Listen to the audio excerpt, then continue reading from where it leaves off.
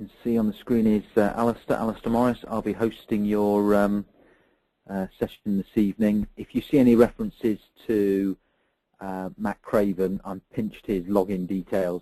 He's not feeling 100% today, so I'm taking the session.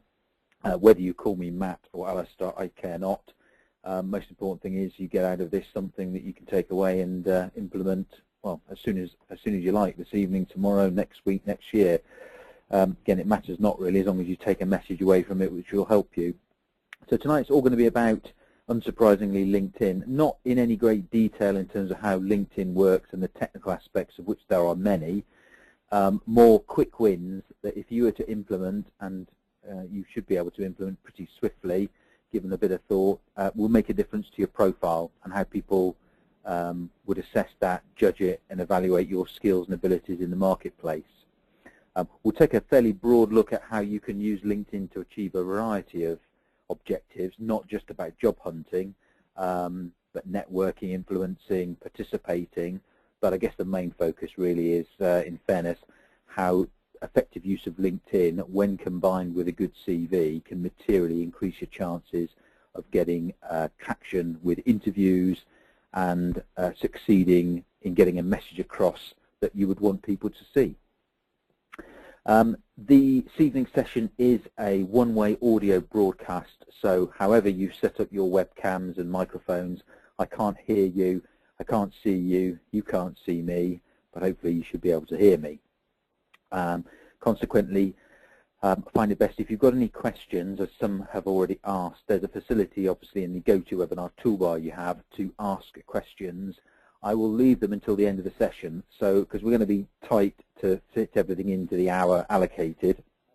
But what I do is when we get to the end of the presentation, I will let you know. If you need to go at that time, that's fine, you can go. We'll have covered the material.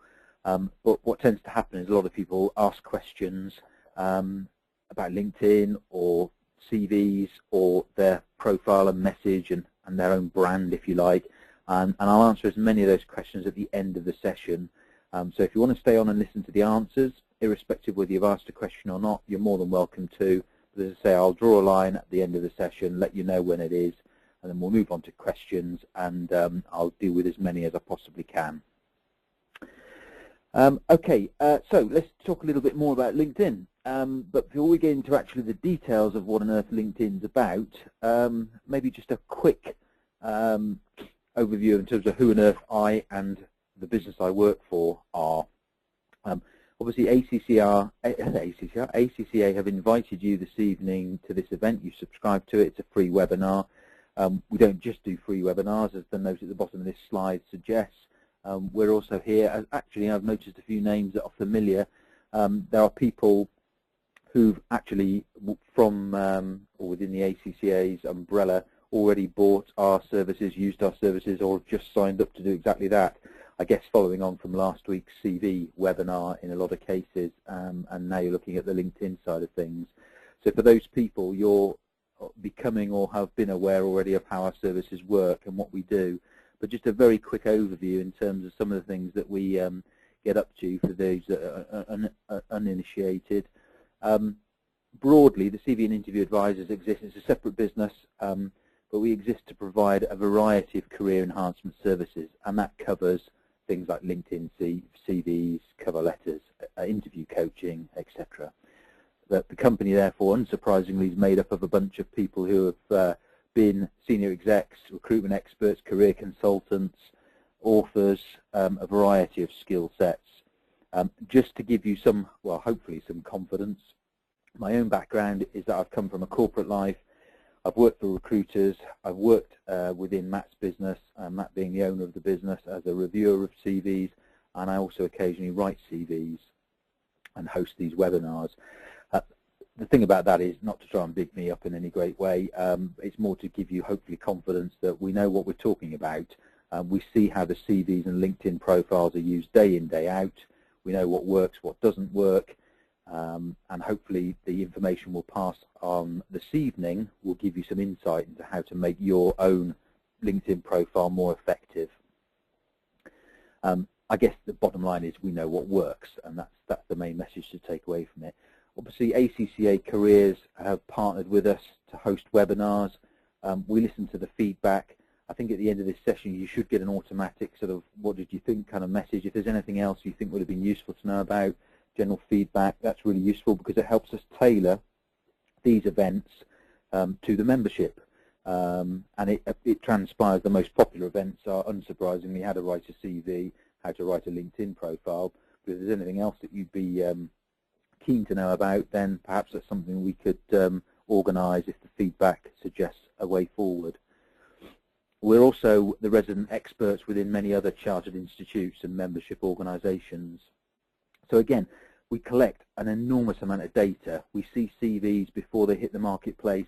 We see CVs from people who've been desperately trying to get interest in the marketplace and not succeeding. And we see the results of people who've had work done on their CVs or LinkedIn profiles and whether that's made a difference or not. And we collect all of that information, and that enables us to evolve and modify our services accordingly. Bottom line, as far as impact's concerned, is that we write material content that helps people move their career forward. And one of the messages you take away from this evening is that LinkedIn is, at one level, very complex. There's a whole ream of options, technical capabilities, things that you can do with it, most of which you don't actually need to know. Like many things, particularly your CV, it's all about the content. So we'll touch on this later, but for those that have a LinkedIn profile right now and are feeling smug that they have a very high level as ranked by LinkedIn, and so for those that are aware, if you go into your profile, take a look down the right-hand side when you're viewing your profile, you'll see that it scores, LinkedIn sort of scores your profile. You start at the bottom of a circle and you rise up, and it encourages you to put more and more information into it, and your profile, as if by magic, gets more and more attractive as far as LinkedIn's measurement criteria is concerned. The top level being, or one of the top levels being all-star, if you've reached that level, and others being intermediate, good, etc., etc. In a way, don't be fooled by that. There are some things, just by adding them to LinkedIn, increases the appeal of your profile to LinkedIn's algorithms, but actually makes no difference to whether people would interview you, engage with you, email you, communicate, however they might do that, and take any notice of your profile. It's the content that matters, the message that you're sending, not the fact that you filled out every single box available to be filled out.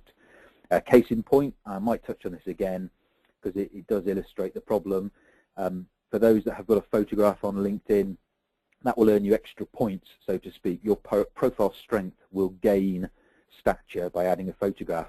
Unfortunately, if you added a photograph of a monkey, assuming that you're not a monkey, it would increase the weight of your profile equally as if it were a proper passport photo or holiday photo of yourself. That just shows you that it's about the content and the quality of the content, like many things, not about the quality. So that's a bit about us. In terms of LinkedIn, many of you will have a view on LinkedIn.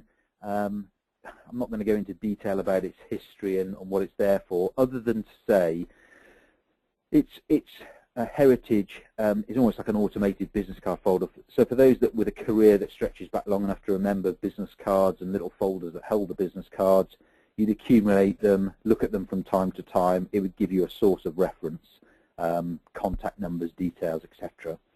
LinkedIn's taken that, automated it, evolved it, and then some, so that now it's seen as a professional networking site. Important distinction between that and something like Facebook. So we occasionally get asked, actually it's more than occasionally, we often get asked by people who are nervous about LinkedIn or not present on LinkedIn, or have merely dabbled in LinkedIn and have a shell of a profile, that they're put off because they don't want to get into a sort of a routine where they're having to contribute or make contributions or communicate or connect or engage with people. And you don't have to if you don't want to. There's no obligation to do that. You can merely treat it as a personal website if that's what you want to do. And they can be quite effective if you get the content right. The reality is, for anybody attending this evening's session, if you've got a link and a member of ACCA, then you really ought to be on LinkedIn, would be our general recommendation. There are sometimes exceptions to that, but broadly, if you have any interest at all in raising your profile and getting noticed by the world for what you've got to offer it, particularly if you're running a consultancy or you're acting as an interim or contractor or a permanent person wanting to build a profile and maybe set some seeds and sow some seeds for future with employers or recruiters, you really need to treat LinkedIn seriously for reasons that will become apparent very shortly. Its membership is massive, and as things like any membership, if you're getting a critical mass, then of course chances are people that you would like to know will be on LinkedIn, and people that you might want to be associated with will be on LinkedIn, and so it becomes a self-fulfilling prophecy. And it's reached that tipping point in the UK, certainly, indeed did some time ago. Another thing that we hear often from people that might concern you right now is that one reason for not being on LinkedIn is raising your head above the parapet as far as your current employer is concerned. So there's the assumption by many that if you're on LinkedIn or start modifying LinkedIn or take a different approach and edit anything on LinkedIn, then all of a sudden it must tell your employer that you're necessarily looking to move jobs. And of course there are some people where that's maybe is a valid argument, and maybe some people where you want to be wary of that. But the reality is there are so many people using LinkedIn for so many different reasons that it's unrealistic now to imagine that the only reason that you could possibly be wanting to modify your profile is because you're just about to leave the business. Just a few of those examples are now on the screen. So yes, you've got people who are job seeking, but they're looking out for companies, managers that might work in those companies, people that might influence recruitment decisions. There are completely separately professionals out there doing research into contacts for other reasons other than recruitment. There are, of course, recruiters and hiring managers wanting to source candidates, either because they want to save some money on recruitment fees if you're working in an employer, or you've spent a whole heap of money on LinkedIn and its recruitment solutions and want to get a return on that investment, and so are using it as a recruitment tool, or because increasingly this is actually reported back as what's happening. People are finding a better quality of individual on LinkedIn as compared to some job boards, and therefore it's a good place to go before doing anything else. That's becoming increasingly apparent. So beware of all these different uses of LinkedIn, and don't just see it as being a place that folk go to look for their next career move. At the bottom, there's other people looking at it. There's entrepreneurs wanting to develop and build contacts, and there's salespeople wanting to find contacts. So, and there's probably lots of other reasons besides. So, as the note says at the bottom of the screen, try, unless you've got a very sound reason not to be on it, and you do really fear for your future or what your employer might think, the reality is so many people are out there doing things on LinkedIn, building their profile, doing research, looking for contacts, networking, joining groups, representing groups, answering questions posed by members, asking questions and looking for answers. There's so many people on LinkedIn doing different things that you potentially modifying your profile to help build your career is probably the least of most people's worries, and it is becoming more and more the norm to be and have a presence on LinkedIn itself. So we'd say don't worry about what people might think unless there's some precedent lurking there, and find that that is to be acknowledged.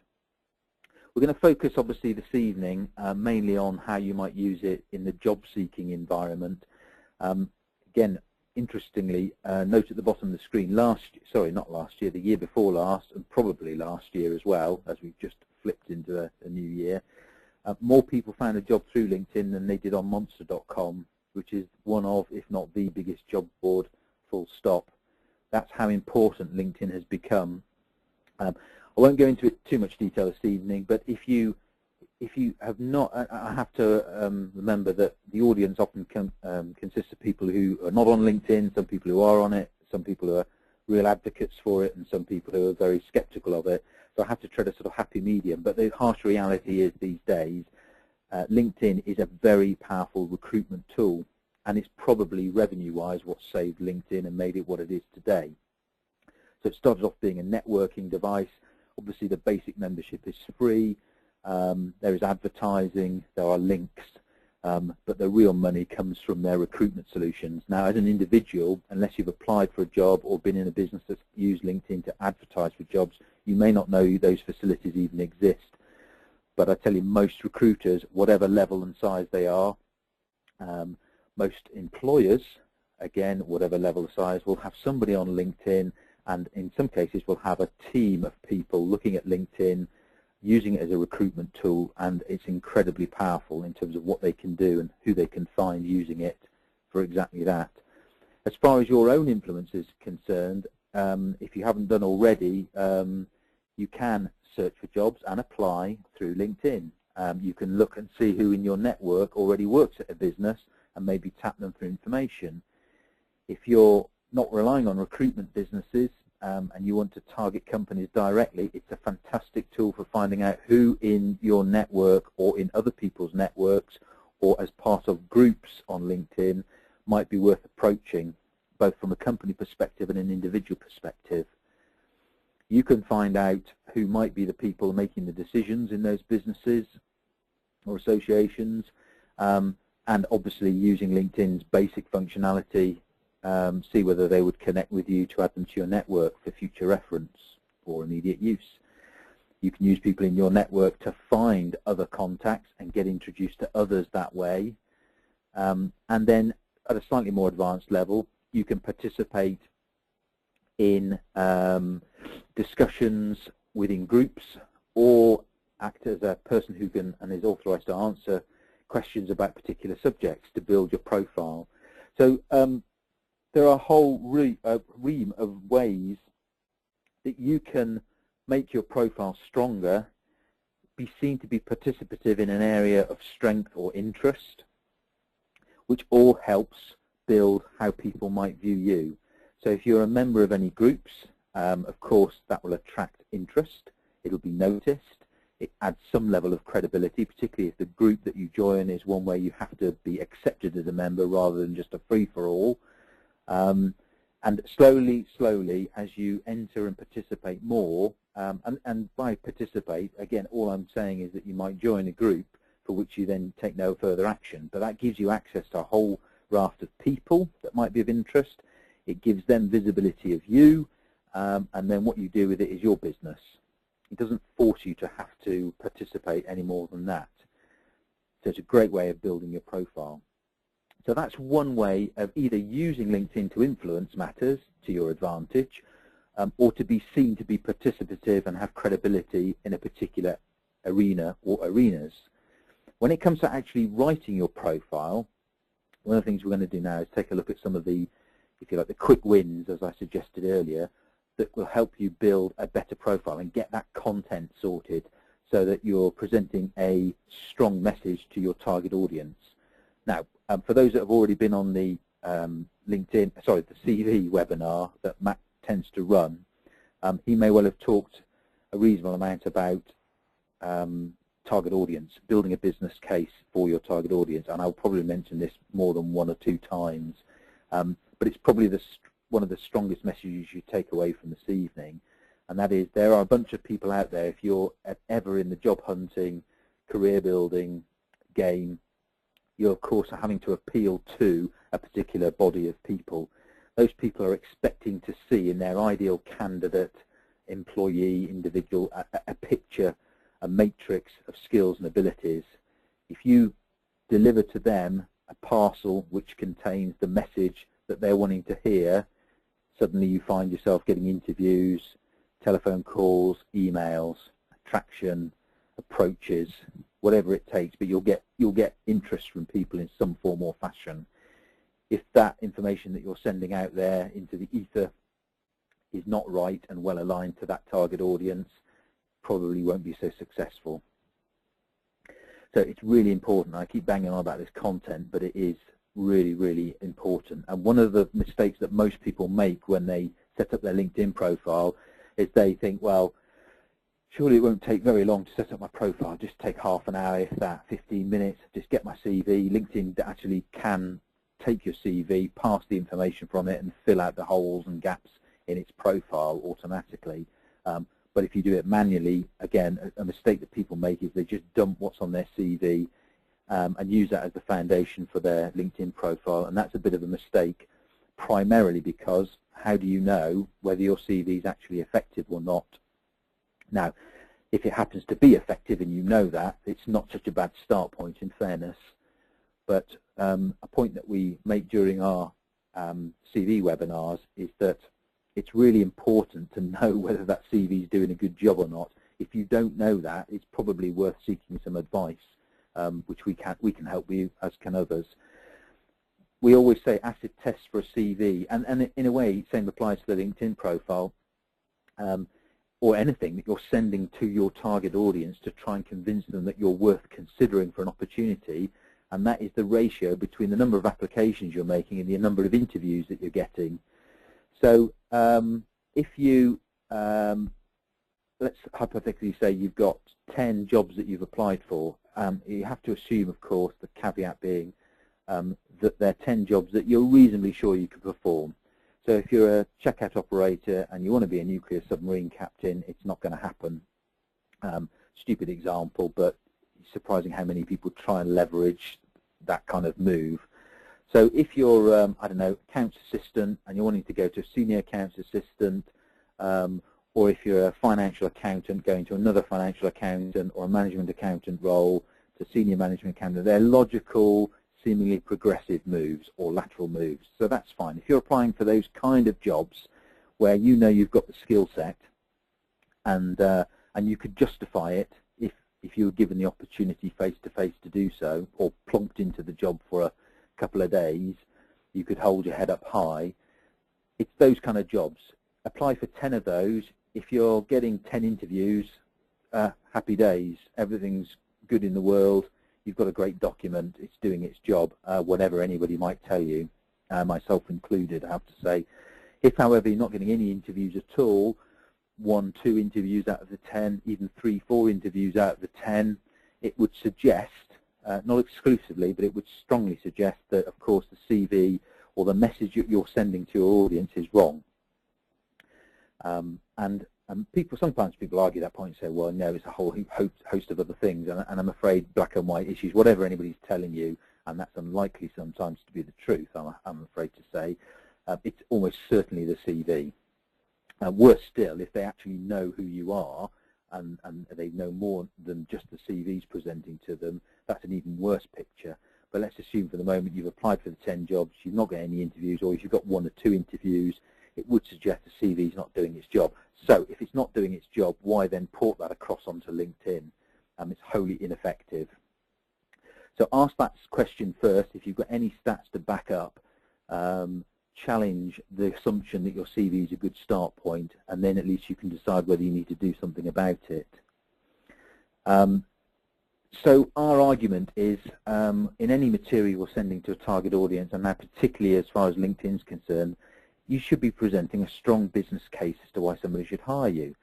So as most of you have a financial hat on of some sort, you will well know that in whatever form you're going to be employed, be that permanent contract, interim, temporary, part-time, full-time, somebody who's going to be investing a few hundred or thousand or hundreds of thousands of pounds in you. So they are going to not unreasonably expect a return on that investment. So whatever you're presenting to that target audience needs to be a pretty clear indication of what the return on that investment is going to be. And if you can't present that, you're already on the back foot. Whether you know it or not, people will read the CV or LinkedIn profile or combination of the two, and they will not be impressed because they'll not get what you've got to offer the world. And it is that black and white these days. So really important, probably the strongest message to take away this evening is make sure that whatever you're sending to your target audience, wherever it is, that it's presenting that business case as to why somebody should hire you, if you like, the return on the investment. So our view is a good CV LinkedIn profile is a business case. It's not a list of things. So it's not, here's my job responsibilities, my job duties, a list of jobs that I've just performed with no real background or value add. that's a bad way. If your CV's like that, your LinkedIn profile's probably like that, which means wherever anybody looks to see what you've got to offer the world, it's just same old, and it really needs to be turned around. You need to be presenting that strong business case as to why somebody should be considering to hire you, which means actually interviewing you. Okay, we're going to take a look at an example in terms of how to write the profile very soon with some of this content. But first, let's just talk a little bit about the actual structure of LinkedIn. And for those that understand this, this will be, actually there's probably one or two things that may be still helpful, but for those that maybe aren't as strong on LinkedIn, it's just useful in terms of bits that you can make a quick change to, literally tonight, tomorrow, whenever. So I'm going to show you first the professional headline, and some people say, well, what's the professional headline and where is it, which is a valid question, because it isn't always apparent. On the screen now, I'm just going to show you actually Matt's LinkedIn profile. It's just coming through now, so most of you, I think you can see that now. So this is obviously standard format for LinkedIn. It's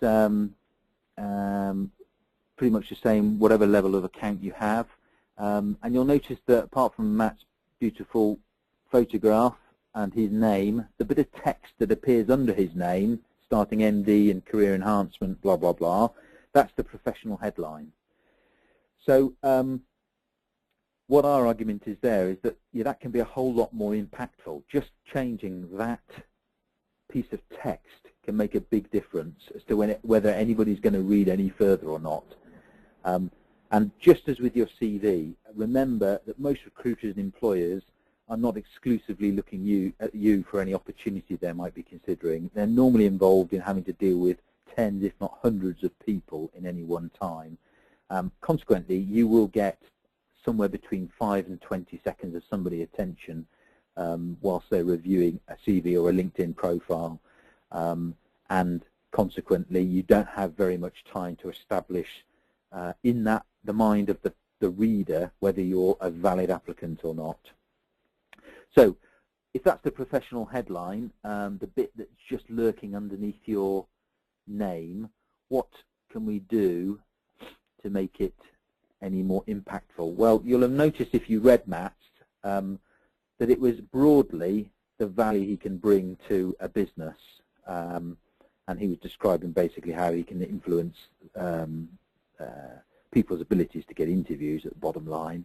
So it's his value proposition. It sounds a bit of a cliche, but it's really important. It's the best way of describing it. And if you don't know what your value proposition is, it's something you probably ought to spend a bit of time thrashing out or seeking help to find, because it's the key to everything. We're all on this earth for a purpose, however menial that purpose may feel at some stages. Nevertheless, you have some value to an organisation or a body of people. And if you can unlock that and communicate it well, you'll be amazed at the difference it makes to whether people are actually interested in talking with you, engaging with you in some way, particularly about job prospects.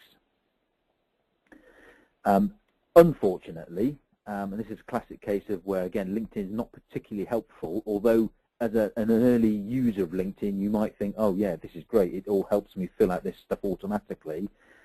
If you fill in a job within LinkedIn, as most people will do, with your title, let's say it's management accountant, and the job is one that you're currently in, there's a little tick box in LinkedIn that many of you might be familiar with, which says, is this your current job, or do you currently work here? And you tick that. LinkedIn will then say, do you want us to populate the professional headline with your current job title and place of work? And you think, oh, that's really helpful, that saves me a little bit more time. Click that, job done. Now, for some people, it's non-threatening. It may not make a huge amount of difference, but for quite a few people who are either in a job with a strange title or a generic title where there's hundreds of people with the same title lurking around, but particularly if you're trying to move on in this world and elevate yourself above that job, or you've been trapped in a job where you've had to take a backward step briefly, but you really warrant doing a more senior role, clicking that box is borderline fatal because you're positioning yourself in the mind of your target audience as whatever that says. So if you've got a job title that's generic or overly generic, or not actually that relevant of what you want to do going forward, or not indicative of your true talents, you're almost sealing your fate as soon as you tick that box, because you're saying to the world, this is what you are right now. And you'll be surprised how many people will take that literally and may make a decision on that before they go anywhere else near the rest of your profile. Same principle on your CV. Most people don't describe on their CV what they actually are. They describe a whole heap of things that they think the target audience want to see. Enthusiasm, dedication, commitment, ability to work in a team and as an individual, compassion, empowered, interpersonal skills, all wholly useless, I have to say, and not the subject for tonight's webinar in the great scheme of things. But if that's replicated on LinkedIn, you're not helping your cause. So don't leave LinkedIn's default setting to take care of your future. Sort the professional headline out and make it a descriptor of the value you can add. So I'll just show you another example. I'll show you my own profile, which is a bit sort of destroyed by my machinations on various webinars. I'll just quickly show you what mine says. It highlights the point. So gradually, most of your screens are refreshing now. You should see shortly my own profile on screen, and the professional headline is not that I'm a CV writer or that I'm a CV reviewer, but I describe myself, whether it's right or wrong, doesn't really matter in the context of now, it's just describing where I think I can add value, which is providing professional CV writing and interview coaching services to drive success in the job market. Now, if somebody's to read that, and I know because people do read it, they're likely to find a little bit more comfortable about talking with me and maybe engaging our services than they would if I just stuck CV writer, or actually my real title's rather convoluted, so it means in less sense. So I'm a good case in point. I'm describing what value I can bring to somebody. I'm not describing what I am. Big difference. As I say, it matters more for people who've got strange job titles or want to change what they're doing and where they're heading. Okay, so that's the professional headline. That's just one little quick change you can make very quickly. Now, you'll also notice, for those eagle-eyed or those familiar with LinkedIn, that underneath the name, the professional headline, and a bit about where you are geographically, there's LinkedIn summary, which is just a sort of introductory bit about you. And there you need to be, again, quite focused on the business case as to why somebody should hire you. So in that summary, again, it ought not to be copying your profile, personal profile, or whatever you call it, which tends to be the first paragraph opening up your CV. Most people just copy and paste that. If that's not doing its job right now, of course, you're just replicating the damage. So in the summary, describe what you are. So, for example, an experienced management accountant, an experienced finance director. I'll show you an example in a minute, which actually is of a finance director. Describe what you do. So the core proposition that you have to offer the world, things that you're good at, maybe 3 or 4 things that you're particularly good at. That could be cash flow forecasting, it could be payroll, it could be fixing problems, reconciliations, it could be something that's really valuable to the marketplace, which you take for granted and you don't currently mention in your CV, but think about that and focus on what you're good at and where you can add value. And here's an example. I won't read it verbatim, you can read it for yourself, but it addresses each of those 4 bullet points. So anybody at any level, in any business, in any part of the world, doing any kind of job, can write something like this. It doesn't matter that this person in this example is relatively senior. That has no bearing on the matter. So it really, if you just literally qualified or were studying even and had no work experience, you could still write something that explains what are you, what do you do, what you're good at, where can you add value. It will differ, of course, across levels and people and sectors and industries, but everybody can write something like this. And if you can't, come and see us because we can write it for you. So this describes what the person is. They're a senior finance person, that they've got particular value add, which is protecting cash flow and profitability, that they can do certain things pretty well, and broadly you can get a pretty clear indicator that this person can add some value somewhere. What it doesn't describe is how enthusiastic they are, or how strong their interpersonal skills are, or the fact that they can work in a team or in isolation, or that they're committed or dedicated. There's none of that in there, you'll notice. So this person's CV wouldn't read like that either. It would read similar to this, slightly different. There's a few differences between LinkedIn and CVs, but fundamentally this is the business case, or at least the start of the business case as to why somebody should consider interviewing this person with a view to hiring them. Okay, let's just take another look at example at Matt's LinkedIn profile, just to show you a slightly different view. So on the screen shortly should be, he said waiting for us, there you go, I think most people have got it now. So I've chopped Matt's photo off, but you can see the summary underneath his introductory sort of statement and professional headline, a summary which explains where Matt can add value. Now it's slightly different because he's running a business, he's appealing to a slightly different audience, but the principle's still the same. So if you are a contractor or doing interim work and you're selling your services to another business in effect, or you're in permanent work and selling yourself to recruiters and employers, the principles are still the same. You know, what is Matt? What does he do well? Where can he add value? It's all in there. There's no rule of thumb on the length, but LinkedIn does actually limit you. Most of the boxes you fill in won't take an inordinate amount of text, or certainly an unlimited amount of text. So you have to be reasonably concise, but the amount of text you can see in Matt's profile is about as far as you'd want to take a summary, to be honest. Typically a strong paragraph, as you saw for that mythical financial director, fictional financial director, that's about the average that we would recommend for most people. But it's the content that's key. It's not necessarily the amount, it's the actual content, the message that is being sent to that target audience, so I keep going on about. So there you've got an idea of two things that you can make a difference on straight away. The professional headline, just making sure that's aligned to the value you can bring to the world rather than your job title. And I forgot to mention, certainly do not have in that professional headline any reference to the fact that you're actively seeking a new role, because that just smells of desperation. It's one of those quirky things on LinkedIn. However true it may be, by putting that harms your chances rather than helps. In an ideal world, and I recognise that this is sometimes far from reality, but in an ideal world, your profile ought to be a hook for somebody else to engage with you. And if they've got an opportunity that they want to talk with you about, what you're really hoping is that they will be crossing their fingers, their toes, rubbing beads, whatever they need to do. They'll be desperately hoping that you're available and interested in the proposition they're about to put to you.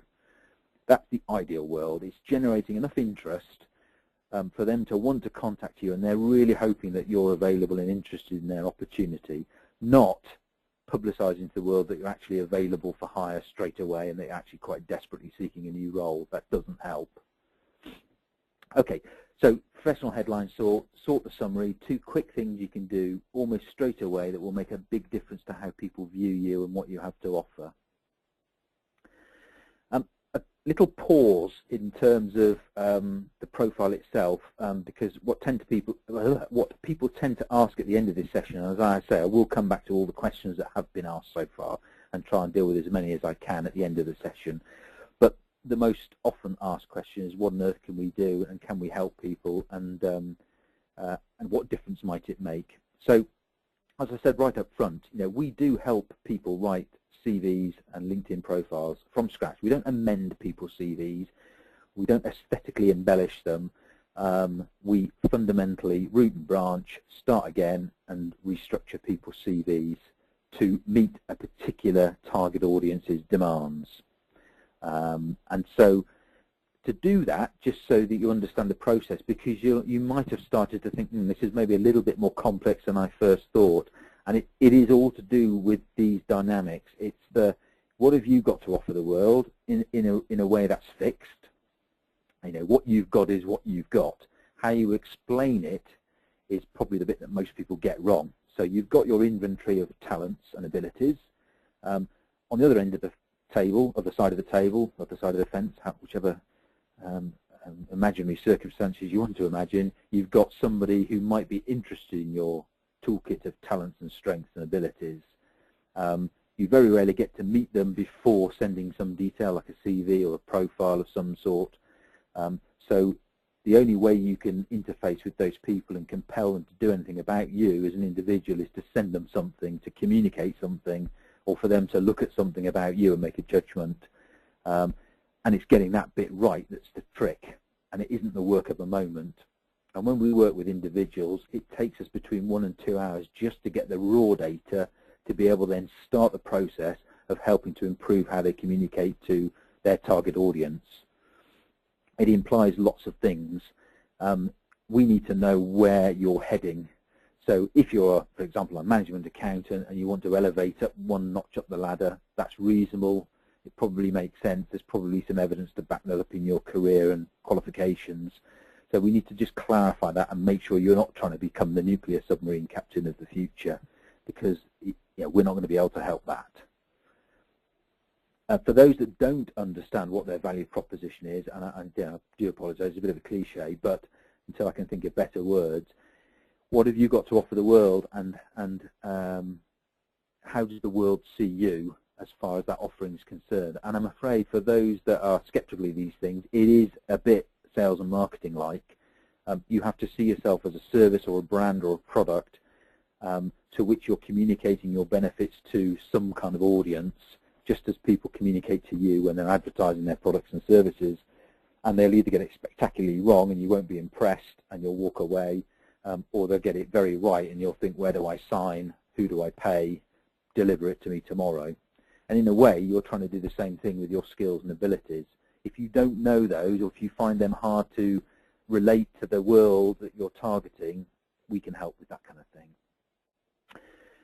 And we do a lot of other things in terms of just making sure that what we bring to the fore is what you've got to offer. And some people undervalue that. Some people have done some really amazing things, completely forgotten about it until we start questioning and cajoling them, and suddenly find out actually they almost changed the world and they just didn't realise it. Okay, a bit of exaggeration again, but you'd be surprised how many people have done some really powerful stuff and they've just totally forgotten about it, or thought, well, that was just my day job, big deal. But actually, when you find out about it, it's the key that unlocks a lot of the problems they've been having trying to get interest in the marketplace. Importantly, if any of you out there thinking, well, if I go messing around with my LinkedIn profile, surely people will see what's going on, and again, there's this worry about what will people think. You can turn off a lot of the activity within LinkedIn whilst you're amending your profile. So whether we did it, you do it, or anybody else does it for that matter, you can soften and quieten down some of the communications that you get when you're changing your profile. So for those of you that have received those annoying email updates from LinkedIn purporting to Joe Blogs having changed their job or moved on or done this or done that, all that can be turned off. And it's rather silly, because if you change the spelling of your job title, it will send out an email saying, yeah, congratulations, so-and-so's got a new job, and it's not really the case. But I say that can all be suppressed for, well, indefinitely if you wanted it to. It wouldn't stop people from seeing your profile, but it would stop that sort of stream of updates. So we can do all those kind of things. Again, if you've got any specific questions about that, I'll deal with them at the end. Back to the profile. So again, for the eagle-eyed amongst you, those of you that know LinkedIn profile, when we saw Matt's, or the slide with Matt's profile on the screen, we talked a bit about his summary. It had about 4 or 5 paragraphs on it, so it's a bit lengthier than the average summary that we'd write. And then underneath that, you'll have noticed there's an area for Matt's experience, or an individual's experience in the various roles and positions that they've held. And there's some quick win points here as well. You don't need, if you've got a lengthy CV with lots of detail about your jobs, your responsibilities, your duties, you don't need to put that on LinkedIn. As I said earlier, the ideal is as a hook. It's like any advert these days for a product. Most adverts don't go into immense detail about how they're going to solve all of your problems. They don't have the technical specifications to the last millimetre of everything about the product or the service. They provide a summary, and the clever ones are sort of presenting you with a, if you like, almost a dream. What it would be like if, if we could solve your problem, wouldn't it be nice? And in a way, you've got to do the same thing. Just summarise the roles. Don't go into loads of detail. You don't need to have 25 bullet points if that's what you've got on your CV, just detailing everything about your role. People aren't wanting that on LinkedIn. They want a summary of what you're able to deliver. You're trying to build a business case. You're not trying to convince people that you're doing everything under the sun, and you don't want to give them all the detail because then they can make a decision without actually engaging with you. So be careful with the amount of detail you put for each job. Some achievements, of course, is a positive angle, and that's to be encouraged. But again, not everything that you've achieved in your role. And generally speaking, a mistake that people make on their CVs as well as on LinkedIn, you don't need to go too far into the past. Again, on LinkedIn, there's no obligation to fill in every single piece of your career. That's not what people are expecting to see. Most people are using LinkedIn to make a decision about whether they should be interested in interviewing you, talking with you, sending you something about an opportunity right now at this moment in time. And it's highly likely that they want to see somebody who's pretty much doing what they're looking for right now. What happened 10, 15, 20, 35 years ago is of no material benefit to you getting an interview in most people's cases, 99% of the time. There are very few exceptions to that rule. So don't provide information beyond that 8 to 10 years, or roughly 4 jobs, depending on which seems most relevant. And as ever, keep banging on about it. Note at the bottom of the screen, remember to build the business case. Never lose sight of that. So if you fall into the trap of just listing things for the sake of it, mentioning things that you think are important, but actually the marketplace has moved on from and doesn't think are important at all, take action and remove it. Always be thinking, am I contributing and making a strong case for why somebody should be interested in interviewing me and considering me for hiring? Another quick win, or well, a quick win in the sense that it's easy to do something about and start work on, it's not so quick to generate the content for, is an area called projects on LinkedIn. And not many people use this facility because not many people know it even exists. So before we talk about it, let me just show you what I mean. And so if, just bear with me, whilst your screen updates, what you should be gradually seeing on your screen now is my profile in edit mode. And on the right-hand side, there is a recommended for you section, and as I say, LinkedIn tries to encourage you to populate as much information about you as an individual as possible. As I mentioned earlier, don't fall into the trap of trying to fill every single gap. That's not the important thing. It's the quality of the information that is key. I'm not sure. According to my, I do apologize, if you can see this slide, which is my LinkedIn profile, then great. But according to my feedback from GoToWebinar, it's saying that you can't see my slide, which is not very helpful because I don't know why that's the case. So let me just fiddle around with things. Bizarrely, it just appeared then. Let me just fiddle around with a few things, see if I can just get absolute confirmation. Maybe if one or two of you could just say in the question facility, not too many, just literally one or two people, just say whether you can see my LinkedIn profile with my name on it, Alistair Morris, on the screen, like right now. Okay, thank you. You can see it. That's great. According to my software, you can't, and that's really disconcerting.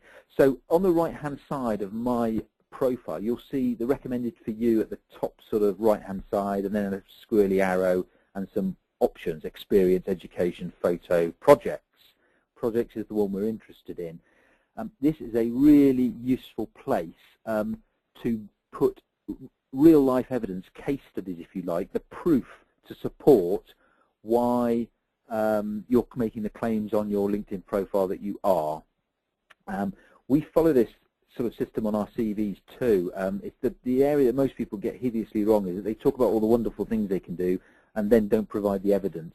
Projects on LinkedIn, or we have another area on our CVs which we call career highlights for those that saw the webinar last week, take care of this kind of evidence-based approach. It's a really useful facility. Now I'll click on the box. If you just click on projects, you'll see, again gradually, hopefully the screen will refresh. That seems to be working now on my side as well, strangely. So you should see the section headed projects. You can type a name of a project, so a quick descriptor about what on earth it's about. We'll come on to this in a minute. You can link the project to a particular occupation, which is quite useful because it then all links together and it shows that in a particular job you might have 2, 3, 4 projects linked to it. People can look at it if they want to. You can date it if you want to, but I'd urge caution there because dates tend to age things by default, unsurprisingly. So you don't have to do that, and we tend not to. Because you want people to view the content almost as if it were happening yesterday. We're not trying to deceive people, we're just trying to make date irrelevant. The content's key. When it happened is not important if what you did was important, added value and made a contribution to something or somebody.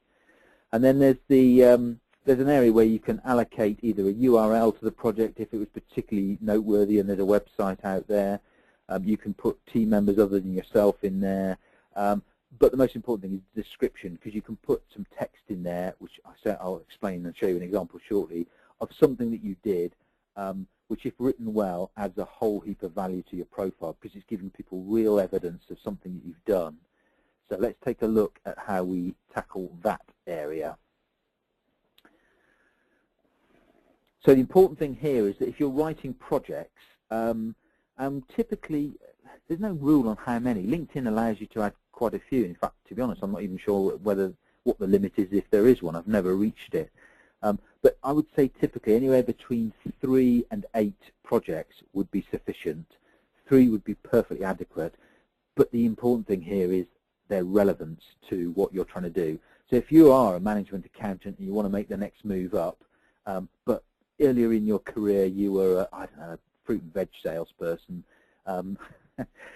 you wouldn't want to talk about the time you sold the most apples in one day because it's just not going to help your cause. So again, it's all about relevance, and I make light of it, but you're surprised how many people will go to market with completely the wrong message. They're really excited about something they did. You know, they sold 101 apples in one day, and that's really, really big achievement in their life, and it might well be, in fairness, to fruit and veg salespeople, but it's not relevant to your target audience. So although that's a bit of a silly example, the point is relevant. Pick things that make sense to whoever you're wanting to read them. Here's an example, and linked to that a methodology. And again, for those, I apologise to those that were on the CV webinar last week because you'll have heard about this before, and in fact might have seen this example before, but it's nonetheless important. When we write a CV, and indeed when we write people's LinkedIn profiles, we're using a methodology which is used by lots of people called STAR, which helps break down complex projects or events into concise, meaningful text. And STAR stands for, as you can see, situation, task, actions, and result.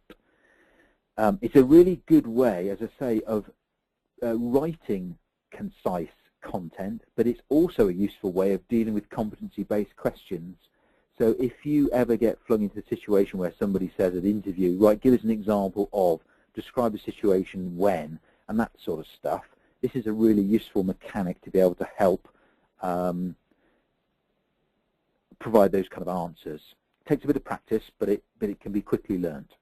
So the example on the screen, the paragraph of text beginning ERAC, which stands for Enterprise Rent-A-Car, and that will become valid shortly when we look at Matt's earlier career. The first sentence, again, I'm not going to read it out verbatim, but the first sentence is the situation. It's background to explain what on earth was going on, with whom, and the context, if you like. The second sentence, starting appointed, is the responsibility on Matt's shoulder at that moment in time. So you can see that he was given a task to do something, which crudely was to sort things out. The actions are the bulk of the remainder of text to the final sentence, starting performed, and describe things that Matt did to move from A to Z, or from wherever to somewhere else. And then the final sentence, starting succeeded, is the result, the outcome. Now, in that paragraph, Matt's been able to describe something that took a fair chunk of time, probably a lot of heartache, a lot of reward, ups and downs.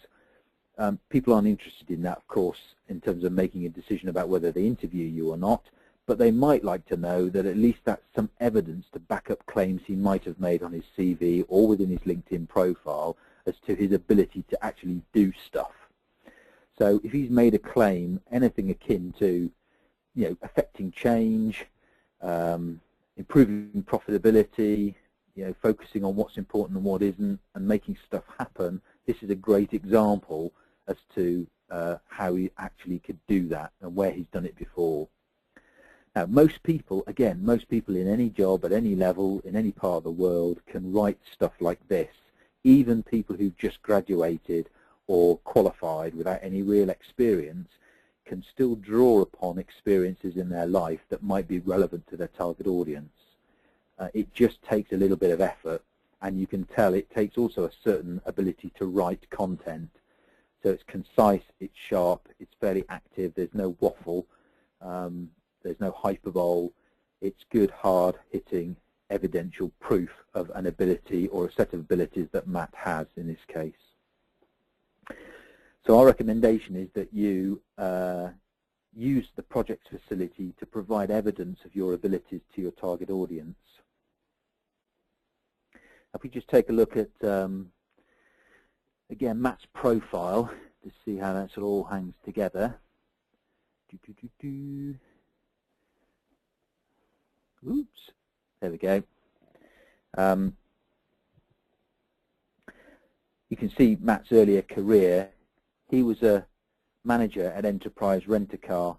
Now, he's not chosen to put this particular project on LinkedIn because it isn't relevant to his target audience, unsurprisingly, given what he does now.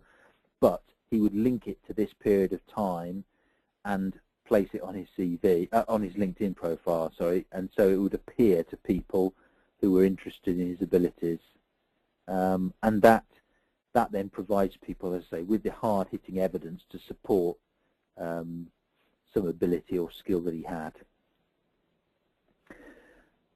If you find this sort of thing difficult, again, this is what people pay us money to do. So there is help out there if you think, well, sounds great, but I really hate this kind of stuff, or I can't think of the examples. In the nicest possible way, we can extract these examples from most people, sometimes more painfully than other times, but everybody's got them lurking somewhere. Okay, we're heading towards the end of the session now in terms of some of these quick wins I mentioned, but there's some important considerations that ought to be considered, unsurprisingly, when you're writing a LinkedIn profile. Note at the bottom of the screen, this seems, again, to those that have attended the CV webinar already, a bit of duplication, I'm afraid. For those of you who have seen that webinar, we quote a stat, which is that the vast majority of recruiters and hiring managers, I think it's something like 92%, but anyway, it doesn't matter about the detail, it's that most people will make a decision based on the contents of your CV. And then of that proportion of people, again, the biggest chunk will then look at your LinkedIn profile. And you might think, well, big deal. Of course that's going to happen. But the message lurking behind that is that how on earth else can they make a judgment about you as an individual? They're the only two real tools most people can use to their benefit. So they're the only two tools that really affect whether people are going to get interest or not. The CV, of course, is normally the first part of the process. You've got a good CV, people think, yep, okay, this person looks good. I'm now going to check them out on LinkedIn. If the content is aligned, equally compelling, and there's no surprises or disconnects, you'll probably get the call, come in for an interview. If you've got a good CV, but for some strange reason your LinkedIn profile's out of kilter or there's disconnects, then it might influence your chances. People might think, hang on, this is strange, and at the very best, although you might still get the interview, you'll get some awkward questions potentially, even if only on attention to detail, let alone material facts. So the message is, if the only two real key source points people have got on you are CV and LinkedIn, get them sorted. Make them work for you, not work against you. For the mathematicians amongst you, which hopefully ought to be quite a few, given your profession, the missing bit between 100% and whatever the figure is, be it 92 or 85, is the few folk that are known individually. So a recruiter may actually know you, which makes life either harder or easier depending on their view of you. Of course, some jobs are appointed internally or from employers who know the individuals and maybe calling in a favour. So there's always a bit of a gap between every applicant and how many people actually get their CV looked at. But the vast majority of people, CV first, LinkedIn second. If they're all aligned, all sending the right message, tend to get more interviews. So other things to think about as far as the LinkedIn profile is concerned. If you're connecting with people and looking to establish and build your network, whoever they may be, because it's good to get into the habit, don't just go with the default message that LinkedIn offers you when you'd like to actually connect with somebody, which goes something like, hi, I'd like to add you to my LinkedIn network, or something like that, particularly if you're sending it to folk that might influence whether you get an interview or join their business at some stage in the future, because it looks impersonal, it looks like you can't be bothered. Take the time to make that message personalised. And I'd say if you get into the habit of doing that for anybody you connect with, then it will be good practice. There is an area on LinkedIn where you can build your, they call it skills and expertise, so it's pre-selected, largely pre-selected items like project management, financial management, IFRS, ACCA, budgeting, cash flow forecasting, all these phrases, buzzwords, keywords that you can pre-select on LinkedIn and populate your skills and expertise area. Make sure you use them to the full. Pick as many relevant ones as you can. I think you can have up to 50 on LinkedIn. Most people get nowhere near that limit. They just pick a few. Again, they get a bit lazy. They're a key way that people will find you in the first place. So the more you use, the better your profile and your visibility. Where appropriate, you can get recommendations on LinkedIn and be recommended and write recommendations. Do it when you can and when it's relevant and appropriate, because they all work back to you, build your profile.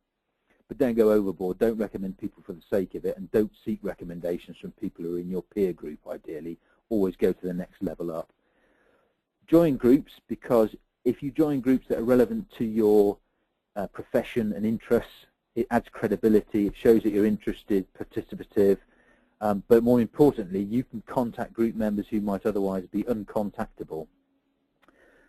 If you want, it's a voluntary thing, participate in the group discussions to build your credibility if that's appropriate. And if you do seek for if you do get recommendations from people, it increases the likelihood of people being interested in you dramatically. It adds credibility. When we're writing CVs, we tend to put on recommendations, not references available on requests or any of that nonsense, but here are people prepared to put words on paper, metaphorically speaking, to attest to my abilities as an individual. If they're replicated on LinkedIn, they add a lot of value. Where you can, LinkedIn has a URL for you specifically, of course. Normally it's a whole heap of jargon. You can personalize that and make what we've got a vanity URL, which makes it more like your name rather than a whole load of gobbledygook. Probably worthwhile. It makes you easier to find and remember. And then finally, within the profile itself, again, I'll try and show you an example. LinkedIn allows you to move the sections around. I shan't go into the detail now of what works best because we don't have the time. But if you can see the screen, and again I'm getting dodgy feedback, but on the right-hand side of every section of LinkedIn, or pretty much every section, which hopefully you can see at the moment, so against my additional information, there's this little arrow, up and down arrow. If you click on that, you can drag and drop sections, which you might be able to see in motion right now, but you can drag and drop those sections into different order. LinkedIn's default setting is not the best setting. but it's not such a big deal that I would want to spend too much time on it right now. Suffice to say, you can move those sections around and make it slightly more readable as a business case as to why somebody should hire you. Okay, what next? So from our point of view, that's the theory done, and I guess the advice to people that we give is that, first of all, do you need to do anything? So you'll probably come to that decision already to some degree. For those who are on the webinar last week, some of you have thought, yeah, my CV needs sorting, I'll get it sorted. Some people go off and do it themselves. Some people arrive on our doorstep and say, please help. Same applies to LinkedIn. So the first thing you need to do is remember, interviews, getting lots of them, you're probably okay if you're looking for jobs, that is. If you're not getting them, not getting the right level of interviews, or you fear you might not get the right level of interviews, then that sort of helps make the decision for you. You need to take action. So the second decision is, can you do it yourself, or do you need to seek professional help, or any help at all for that matter? And of course, that's a personal decision you have to make, but if it's the latter option, then we can help. And ACCA encourage us in the nicest possible way to offer people like you a really special deal every time we run these webinars. So hopefully you'll have gathered that because what I've just put on the screen now might seem to some people, oh, crumbs, that's quite a lot of money to sort a LinkedIn profile. I'm afraid it isn't the work of a moment, as you probably gathered. We normally charge £150 plus VAT to do a proper professional LinkedIn profile from scratch. That includes that 1 to 2 hour session with people to extract all the raw data. If you're interested in that, we can offer a deal tonight where you save some money on it. Last week, and therefore, in fairness, we repeat this week, we have a combined offer which deals with the CV, so professional CV, again, written from scratch, the LinkedIn profile, and a cover letter for $299 plus VAT, again, saving a lot of money. The reason why we can do that for what doesn't seem to be such a huge premium is because, of course, we only need to talk with you once to gather all the raw data for your CV and LinkedIn profile. So in a way, the most attractive deal is doing everything in one go because we only need to speak with you once, and we can collect all that data. But for some people who've already had their CV done, or if they're quite happy with how their CV is working in the marketplace and you just need your LinkedIn profile sorted, we can, of course, do that. There are then, oh, I do apologise, I've just zapped my side away. There are then a whole range of other things that we can offer. I'm not going to go into detail right now about these, but I'm going to give you a web link shortly which will take you to a landing page on our website which will explain this in a bit more detail. I would say if there's anything else you're looking for in the way of help or guidance, then we can normally find a way of being able to structure something together that will give you the right support to help whatever objective you're trying to achieve. So we can offer a variety of things. We can offer content for your LinkedIn profile and your CV. So we don't necessarily write the whole thing from scratch, but we give you some key things to help make your documents more effective, your material more effective. So we can write the professional summary on your CV or the summary on your LinkedIn profile. We can write the projects if you just think everything's fine except you don't have that hard evidence to put on your CV. We can tackle that. We can just take one element of whatever you think's weak and give you the content to make it stronger. So if you like, you can buy modules off us to achieve whatever you're trying to do. So for some people, they want to do everything, root and branch, wholesale review. Others want just bits and pieces.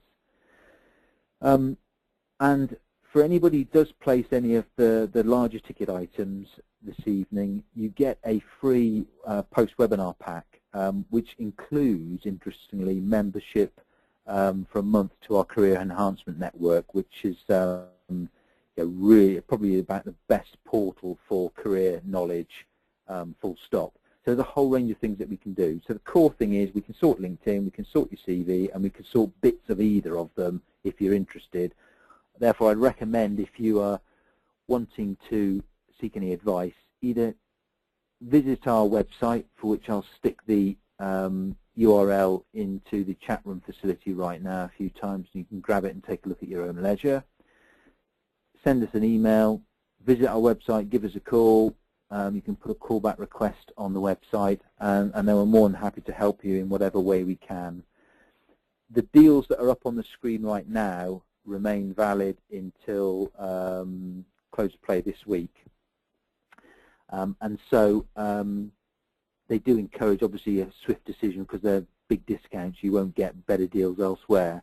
And as I say, if you need any more help, then either ask a question or come back to us at some other stage. That's it as far as the webinar is concerned. And so, as I promised, I'd come on to look at some of the questions.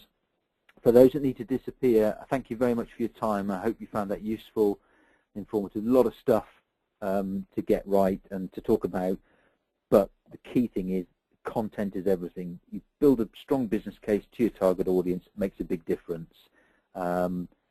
And that's relatively simple. Don't worry too much about the complexities of LinkedIn at a detailed level. Just get the content sorted.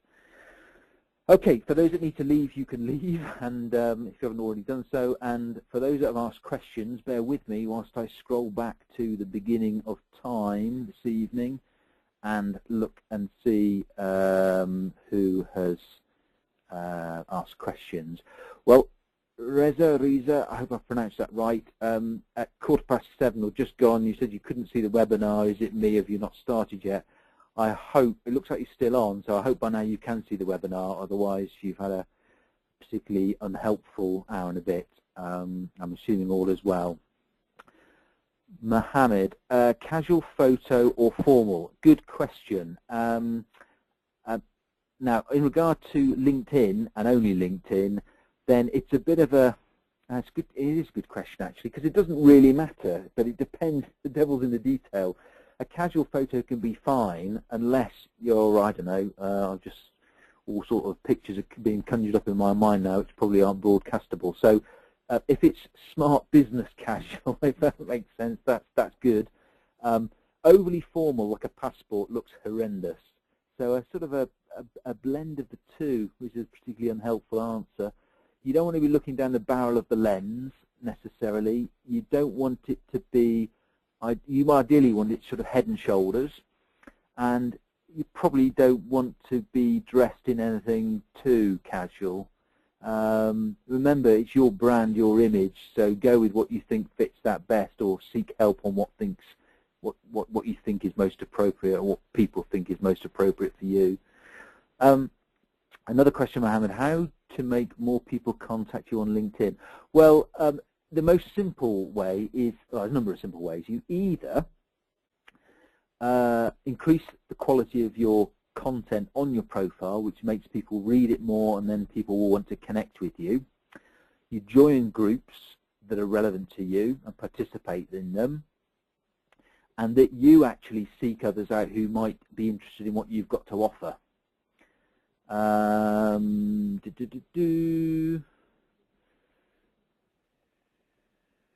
Erica, is it possible to put your CV on LinkedIn? Erica, yes it is. You probably, I think I talked about this later on in the webinar, but it's still a good question. It is possible to put your CV on LinkedIn, of course. LinkedIn provides a way of doing that, and of course you can copy and paste, but my earlier message overrides everything. If your CV is effective and is presenting the right message to your target audience, probably not a bad start point.